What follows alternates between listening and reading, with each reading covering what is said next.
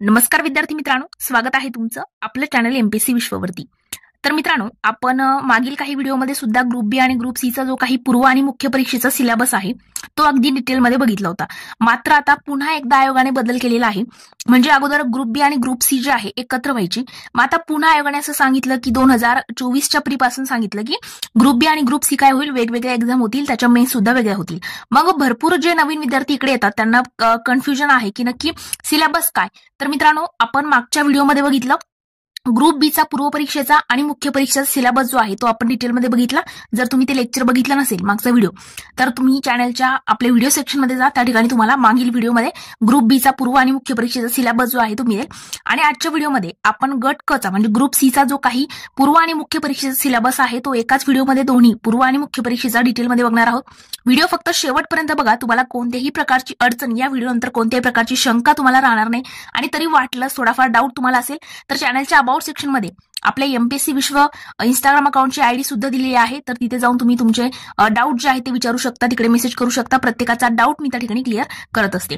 तर आता तुमचा थोडा वेळ न घेता आपण आजच्या लेक्चरला सुरुवात करूया। तर बघा, आपण आज बघणार आहोत की महाराष्ट्र गट क सेवा पूर्व परीक्षेचा सिलेबस। अगोदर आपण पूर्व परीक्षा जाणून घेऊयात। जसं मागच्या लेक्चरमध्ये आपण बघितलं पीएसआय, एसटीआय, एसओ आणि एसआर ह्या 4 पोस्टकरिता पूर्व परीक्षा होते, मुख्य परीक्षा। तसेच मित्रांनो, गट क मध्ये लिपिक, टंकलेखक वगैरे ज्या काही पोस्ट आहेत तर त्याकरिता एक पूर्व परीक्षा होते। ओके, तर त्या पूर्व परीक्षा जी आहे त्या परीक्षेचा टप्पा जर आपण बघायला गेलो तर पहिला टप्पा असतो पूर्व परीक्षेचा, ज्याच्यामध्ये 100 गुण आहेत। आणि दुसरा टप्पा असतो मुख्य परीक्षेचा। मुख्य परीक्षेमध्ये बघा, मुख्य परीक्षेमध्ये 2 पेपर असतात ते 400 गुणांचे, बघा एकूण 2 पेपर। आता इथे सहाय्यक मोटार वाहन निरीक्षक गट क पद वगळता इतर संवर्गाकरिता ही एक्झाम असते। ओके, सहाय्यक मोटार वाहन निरीक्षक गट क पदाकरिता स्वतंत्र मुख्य परीक्षा 300 गुणांची होते, हे इथं लक्षात घ्या। मग जे आरटीओची वगैरे तयारी करतात त्यांना हे माहीत असणं गरजेचं आहे। मग आता बघा, आपण या ठिकाणी काय जाणून घेणार आहोत की मुख्य म्हणजे पूर्व परीक्षा जी आहे, गट क ची जी पूर्व परीक्षा आहे त्या परीक्षेचं नियोजन कसं आहे। तर बघा, एक पेपर होतो। ओके, पूर्व परीक्षेचा एकच पेपर असणार, त्या पेपरमध्ये 100 प्रश्न तुम्हाला विचारले जाणार, त्याकरिता 100 गुण म्हणजे एका प्रश्नाला एकच गुण या ठिकाणी पूर्व परीक्षेला असतो। दर्जा पदवीचा असेल, माध्यम मराठी आणि इंग्रजी दोन्ही माध्यमातून। परीक्षेचा कालावधी 1 तास म्हणजे 60 मिनिटांमध्ये हे 100 प्रश्न तुम्हाला सॉल्व्ह करायचे असतात। आणि वस्तुनिष्ठ बहुपर्यायी स्वरूप आहे, म्हणजेच एमसीक्यूज पॅटर्न असेल। म्हणजे काय, वरती एक प्रश्न असेल, खाली त्याचे 4 ऑप्शन असतील। या पद्धतीने पॅटर्न जो आहे पूर्व परीक्षेचा असतो। मुख्य परीक्षेचा सुद्धा हाच पॅटर्न आहे। राज्यसेवेचा म्हणजेच एमपीसीच्या मार्फत जी काही राज्यसेवा एक्झाम घेतली जाते, ज्यामध्ये सगळ्या क्लास 1च्या पोस्ट आहेत, उपजिल्हाधिकारी वगैरे, तर मित्रांनो त्या एक्झाम करिता फक्त डिस्क्रिप्टिव्ह पॅटर्न म्हणजे लेखी परीक्षा झालेली आहे। पण इकडे ग्रुप बी ग्रुप सी मध्ये असा काही बदल झालेला नाही, ही महत्वाची गोष्ट आहे की लक्षात अगोदर घ्या। आता मेन म्हणजे पूर्व परीक्षेला नकारात्मक गुणदान म्हणजेच निगेटिव्ह मार्किंग लागू आहे। प्रत्येक चुकीच्या उत्तराकरिता 25% किंवा 1/4 एवढे गुण जे आहे एकूण गुणामधून कमी करण्यात येतात। म्हणजे काय, सपोज तुमचे 4 प्रश्न चुकले तर त्या 4 प्रश्नाला 1 मार्क जो आहे तुमचा कमी होतो। या पद्धतीने निगेटिव्ह मार्किंग सुद्धा तुम्हाला असणार आहे। त्यानंतर आता पुढे सगळ्यात महत्वाचं म्हणजे पूर्व परीक्षेचा अभ्यासक्रम नक्की काय, कोणकोणते विषय असतात ते महत्वाचं आहे, ते लक्षात घ्या। बघा, पीडीएफ जरी छोटीशी वाटत असेल तुम्हाला, पण हे खूप मोठा सिलेबस आहे, हे अगोदर समजून घ्या। तर बघा, सगळ्यात पहिला विषय तुमचा आहे इतिहास। इतिहासामध्ये आपल्याला आधुनिक भारताचा आणि विशेषतः महाराष्ट्राचा इतिहास या ठिकाणी दिलेला आहे, एवढंच दिले। मात्र याकरिता तुम्हाला बुक वगैरे कोणते यूज करायचे सगळ्या गोष्टी मी ऑलरेडी डिटेलमध्ये सांगितलेल्या आहेत। तरी पण बघा, इतिहास या विषयाकरिता तुम्ही समाधान महाजन सरांचं बुक जे आहे ते आधुनिक भारताच्या इतिहासाकरिता यूज करू शकता। आणि महाराष्ट्राचा इतिहास, समाज सुधारक वगैरे ह्या गोष्टी तुम्ही गाठा सरांच्या बुकमधून कव्हर करू शकता। त्यानंतरचा आपला दुसरा विषय आहे, बघा इथं हे लक्षात घ्या, इतिहासाला आपल्याला हे नाहीये। ओके, प्राचीन आणि मध्ययुगीन भारताचा इतिहास नाही, हे लक्षात घ्या, फक्त आधुनिक आहे, प्राचीन मध्ययुगीन नाही, फक्त आधुनिक भारताचा आणि विशेषतः महाराष्ट्राचा इतिहास। दुसरा विषय आहे आपला भूगोल। भूगोलमध्ये बघा, महाराष्ट्राच्या भूगोलाच्या विशेष अभ्यासासह पृथ्वी सोबत जगातील विभाग, हवामान, अक्षांश, रेखांश असेल, महाराष्ट्रातील जमिनीचे प्रकार आहे, पर्जन्यमान आहे, प्रमुख पिके, शहरे, नद्या, उद्योगधंदे, हे सगळे काही टॉपिक तुम्हाला भूगोलमध्ये अभ्यासायचे। मग मित्रांनो, भूगोल विषयाकरिता तुम्ही सौदी सरांचं बुक जे आहे ते या ठिकाणी प्रेफर करू शकता, किंवा मग सौदी सरांचं किंवा मग दीपस्तंभचं आहे ते सुद्धा बेस्ट बुक आहे. तर भूगोलकरिता दोन्हीपैकी एक तुम्ही घ्या. जर तुम्हाला ते कोणते बुक्स आहेत वगैरे माहित नसेल, आपल्या चॅनलच्या प्लेलिस्ट सेक्शनमध्ये जा, त्या ठिकाणी संपूर्ण पदांचे बुकलिस्ट जे आहे अशी प्लेलिस्ट तुम्हाला मिळेल. त्यामध्ये मग सगळे बुक जे आहे त्याच्या कव्हर सहित मी फोटो वगैरे सगळ्या गोष्टी अपलोड केलेल्या आहेत. तिसरा आपला महत्वाचा विषय म्हणजे एकूण विषय किती आहेत? 8. त्यामधला तिसरा आहे इकॉनॉमिक्स म्हणजेच अर्थव्यवस्था. त्यामध्ये तुम्हाला भारतीय अर्थव्यवस्था आणि शासकीय अर्थव्यवस्था अभ्यासायची असते. भारतीय अर्थव्यवस्थामध्ये राष्ट्रीय उत्पन्न असेल, त्यानंतर शेती, उद्योग, परकीय व्यापार, बँकिंग आहे, लोकसंख्या आहे, खूप महत्वाचा चॅप्टर आहे हा. त्यासोबत दारिद्र्य आणि बेरोजगारी, मुद्रा आणि राजकोष नीती, हे सगळे टॉपिक तुम्हाला इकडे असतात. शासकीय अर्थव्यवस्थामध्ये अर्थसंकल्प, लेखा परीक्षण, ह्या सगळ्या गोष्टी, बजेट वगैरे, दरवर्षीचे काही जे बजेट वगैरे असतात त्याच्यावरती 2 प्रश्न हमखास विचारले जातात. तर हे एकदा तुम्हाला कधी कळेल हे सगळं? PYQ केल्याशिवाय कळणार नाही. नक्की अभ्यासक्रम काय आहे हे तुम्हाला PYQच्या थ्रू कळतं, म्हणजेच प्रिव्हियस इयर क्वेश्चन्स.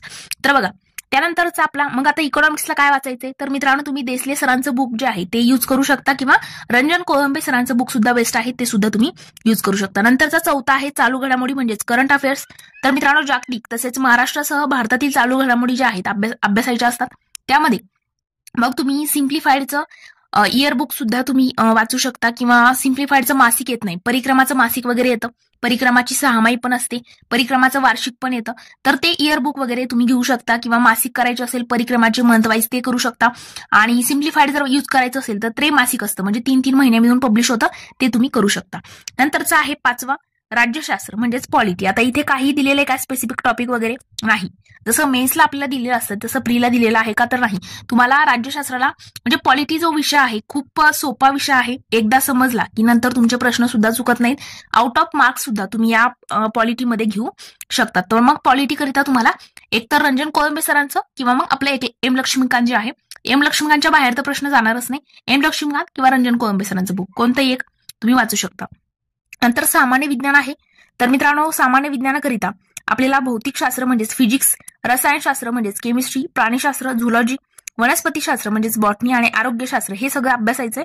फक्त विभाग आपल्याला करून दिलेले आहेत सायन्सचे. सायन्सला तुम्हाला 6वी ते 10वीचे जे काही स्टेट बोर्ड्स आहेत ते पण वाचा, त्यामध्ये तुमचं बेसिक वगैरे कव्हर होईल. आणि नंतर मग आपलं सचिन भस्के सरांचं जे काही बुक आहे ते तुम्ही वाचू शकता. नंतर आहे अंकगणित. अंकगणितामध्ये इकडे दिले बघा, बेरीज, वजाबाकी, गुणाकार, भागाकार, दशांश, अपूर्णांक आणि टक्केवारी. तर तुम्हाला अंकगणिताकरिता म्हणजेच गणित बुद्धिमत्ताकरिता काय करायचे? बुद्धिमापन चाचणी सुद्धा तुम्हाला आहे. उमेदवार किती लवकर आणि अचूकपणे विचार करू शकतो हे आजमावण्यासाठीचे हे प्रश्न असतात. तर मित्रांनो, हे टोटल असतं बघा 20 मार्कला. ओके, तर यामध्ये तुम्हाला गणित बुद्धिमत्ताकरिता सचिन ढवळे सरांची बुक जे आहे ते वाचायचे आहेत. सोबत सगळे PYQचे जेवढे काही प्रश्न असतात, म्हणजे जेवढे काही PYQ आहेत मॅथ रिझनिंगचे, सगळे सॉल्व्ह करायचे आहेत. त्याच बेसवरती तुम्हाला सगळे प्रश्न जे आहेत ते विचारले जातात. तर हा झाला पूर्ण आपला पूर्व परीक्षेचा पॅटर्न. 100 प्रश्न, 100 प्रश्नाकरिता 8 विषय. त्या 8 विषयामध्ये कोणकोणते विषय आहेत ते सगळ्या गोष्टी दिल्या आहेत. जसं इतिहास बघा, इतिहास तुम्हाला 10 गुणांकरिता असतं, भूगोल 10 गुणांकरिता असतं, इकॉनॉमिक्स असतं 15 मार्कला, त्यानंतर चालू घडामोडी पण 15 मार्कला आहे, पॉलिटी पण 15 आहे, सायन्स पण 15 आहे, आणि अंकगणित बुद्धिमत्ता 20. असे टोटल तुमचं डिस्ट्रीब्युशन आहे मार्क्सचं. बघा, 15 1 15 15 30 30 60, हे झाले 60 मार्कला, हे झाले 20 80, आणि हे झाले 20 100. तर अशा पद्धतीने तुमचा पॅटर्न असतो पूर्व परीक्षेचा. आता आपण जाऊया मुख्य परीक्षा. आता बघा, आपण बघतोय त्या ठिकाणी गट क ची मुख्य परीक्षा. आता मुख्य परीक्षेला आपल्याला हा जो सिलेबस आहे तो सहाय्यक मोटार वाहन निरीक्षक पद वगळून अन्य पदांकरिता आहे. हे महत्वाचं, हे लक्षात घ्या, या पदाकरिता हे नाही. त्यानंतर आता परीक्षेची योजना जर आपण बघायला गेलो तर मुख्य परीक्षा जी आहे तर 2 पेपर आपले होतात. पहिला पेपर जो आहे तो 200 गुणांचा आणि दुसरा पेपर 200, असं टोटल 400 गुणांची आपली मुख्य परीक्षा असते. मुख्य परीक्षेचा जो पेपर पहिला आहे, इथे एक्स्ट्रा कोणते विषय ऍड झाले? मराठी आणि इंग्रजी, हे 2 विषय एक्स्ट्रा ऍड होतात. बघा, पूर्व परीक्षेला जे काही 8 विषय आपल्याला होते तेच 8 विषय या दुसऱ्या पेपरला असतात. हे म्हणजे हा फरक लक्षात घ्या. पूर्व परीक्षेला जेवढा काही अभ्यास केलेला आहे तोच मेन्सला सेकंड पेपरला असतो, आणि मात्र पहिल्या पेपरला मराठी आणि इंग्रजी एक्स्ट्रा ऍड झालेले आहेत. मराठीचे 50 प्रश्न विचारले जातात 100 गुण, इंग्रजीचे 50 प्रश्न 100 गुण, म्हणजे 200 गुणांचा झाला पहिला पेपर. मराठीचा दर्जा जो आहे तो 12वीचा, इंग्रजीचा पदवीचा दर्जा आहे. 1 तासाचा कालावधी असेल, कारण 100च प्रश्न आहेत, आणि वस्तुनिष्ठ बहुपर्याय हे लक्षात घ्या. राज्यसेवेचा डिस्क्रिप्टिव्ह पॅटर्न झालेला आहे, आपला ग्रुप बी ग्रुप सीचा झालेला नाही. नंतर आपला दुसरा पेपर, दुसऱ्या पेपरला 100 प्रश्न 200 गुण, पदवीचा दर्जा आहे, आणि 1 तासाची वेळ इकडे पण वस्तुनिष्ठ बहुपर्याय. मग जो प्रीला आपण अभ्यास केलेला आहे 8 विषयांचा तोच अभ्यास इकडे सेकंड पेपरला तुम्हाला करायचा आहे, हे महत्वाचं. आता पुढे मग आपल्याला डिटेलमध्ये समजून आणि मेन म्हणजे लक्षात घ्या, मेसला सुद्धा निगेटिव्ह मार्किंग लागू आहे. मग आता बघा इकडे जो आपला पहिला आणि दुसरा पेपर आहे त्याची सुरुवात आता इकडे झालेली आहे बघा. तर मित्रांनो पहिला पेपर जो आहे 100 प्रश्न त्याला विचारले जातात. त्याच्यामध्ये मराठीला 50 प्रश्न, इंग्रजीला 50 प्रश्न. मराठीला तुम्हाला सगळं व्याकरणच करायचे बघा. दिले सगळं सर्वसामान्य शब्दसंग्रह, वाक्यरचना, व्याकरण, म्हणी, वाक्यप्रचार, त्यांचा अर्थ असेल, उपयोग असेल, उत्तरावरील प्रश्नांची उत्तर असतील. या पद्धतीने प्रश्न मराठीला येतात. इंग्रजीला पण तेच कॉमन व्हॅक्युलरी असेल, सेंटेन्स स्ट्रक्चर, ग्रामर, याच गोष्टी तुम्हाला करायच्या आहे. मग मराठीला तुम्ही बाळासाहेब शिंदे सरांचं बुक यूज करू शकता. मराठीला बाळासाहेब शिंदे सरांचं बुक किंवा तुम्ही मोराव आंबे सरांचं, दोन्हीपैकी एक. इंग्रजीला तुम्ही बाळासाहेब शिंदे सरांचं बुक जे आहे ते किंवा मग पालनसुरी, कोणतंही तुम्हाला जे योग्य वाटेल ते तुम्ही करू शकता. नंतरचं पुढचं आहे पेपर दुसरा. दुसऱ्या पेपरमध्ये बघा सामान्य क्षमता चाचणी या विषयामध्ये खालील घटक उपघटकांचा समावेश असेल. मग त्यामध्ये पूर्व परीक्षेला जे 8 विषय होते तेच इकडे असतील, फक्त इकडे डिटेलमध्ये काही गोष्टी आहेत आणि एखाद्या जे विषय एक्स्ट्रा ऍड झालेले आहेत त्याला मी आता स्टार मार्क या ठिकाणी करेल. बघा पहिला आहे सामान्य बुद्धिमापन आणि आकलन. उमेदवार किती लवकर आणि अचूकपणे विचार करू शकतो हे आजमावण्यासाठीचे प्रश्न असतील. हे आपण मागे पण होते, इकडे काही स्टार करायची गरज नाही. नंतरचं बघा चालू घडामोडी, जागतिक तसेच महाराष्ट्रासह भारतातील तिकडे जे पुस्तकं आहेत तेच इकडे यूज करा, काही एक्स्ट्रा करू नका. फक्त ज्या गोष्टी एक्स्ट्रा सांगितल्या स्टार मार्क करून तेवढंच एक्स्ट्रा घेण्याची गरज आहे. नंतर अंकगणित आणि सांख्यिकी तिकडे पण होतं, तेच बुक इकडे तुम्हाला यूज तुम्ही करू शकता. चौथं म्हणजे आणि महत्वाचं माहितीचा अधिकार अधिनियम 2005 आणि महाराष्ट्र लोकसेवा हक्क अधिनियम 2015 हे एक्स्ट्रा ऍड झालेले पॉईंट आहेत. हे तुम्हाला याच्यासाठी तुम्हाला सेपरेट बुक वगैरे वाचावे लागतील. मग नंतरचा आपला 5वा आहे बघा पॉलिटी. तर आता मागे आपण बघायला गेलो तर मागे फक्त आपल्याला काय दिलं होतं राज्यशास्त्र. इकडे आता अगदी डिटेलमध्ये काय काय अभ्यासायचं आहे मेन्सला ते दिलेलं आहे. तर बघा भारतीय संघ राज्य व्यवस्था, भारतीय राज्यघटना, स्थानिक स्वराज्य संस्था, कार्यकारी मंडळ, न्यायमंडळ, विधिमंडळ इत्यादी तुम्हाला अभ्यासायचं आहे. मग त्यामध्ये सुरुवात जर आपण करायला गेलो तर घटना नक्की कशी तयार झाली, घटनेच्या प्रस्तावनेमागची भूमिका आणि तत्व काय आहेत, घटनेची महत्वाची कलमं, ठळक वैशिष्ट्ये असतील, केंद्र राज्य संबंध आहे, निधर्मी राज्य, मूलभूत हक्क आणि कर्तव्य, राज्याच्या धोरणाची मार्गदर्शक तत्व, शिक्षण, युनिफॉर्म सिव्हिल कोड, स्वतंत्र न्यायपालिका, राज्यपाल, मुख्यमंत्री, मंत्रिमंडळ, कर्तव्य आणि अधिकार, त्यांचे कार्य, राज्य विधिमंडळ, त्यामध्ये विधानसभा, विधान परिषद आहे, त्यांचे सदस्य असतील, त्यांचे अधिकार काय, त्यांचे काय कार्य आहेत, काय कर्तव्य ते पार पाडतात, विधी समित्या असतील. ह्या सगळ्या गोष्टी तुम्हाला पॉलिटीमध्ये अभ्यासायच्या आहेत. म्हणजे तुम्ही प्रीला जेव्हा पॉलिटीचा अभ्यास करणार त्याच वेळेला अगदी डिटेलमध्ये सगळ्याच गोष्टी करा, म्हणजे मेन्सला सुद्धा तुम्हाला तोच अभ्यासक्रम काम येणार आहे. नंतरचा विषय आहे आपला इतिहास. इतिहासाकरिता बघा इकडे पण आधुनिक भारताचा आणि महाराष्ट्राचा आहे. मग त्यामध्ये 1885 ते 1947 सामाजिक आणि आर्थिक जागृती कशी झाली, महत्वाच्या व्यक्तींचं काय कार्य आहे, समाज सुधारकांचं कार्य असेल, स्वातंत्र्यपूर्व भारतातील सामाजिक जागृतीतील वर्तमानपत्र असतील, शिक्षणाचा परिणाम काय झाला, स्वातंत्र्यपूर्व काळातील इतर समकालीन चळवळी असतील आणि राष्ट्रीय चळवळ असतील, ह्या तुम्हाला इतिहासाला अभ्यासायच्या आहेत. नंतरचा आपला विषय आहे भूगोल. बघा भारताचा आणि महाराष्ट्राचा भूगोल तुम्हाला करायचा आहे.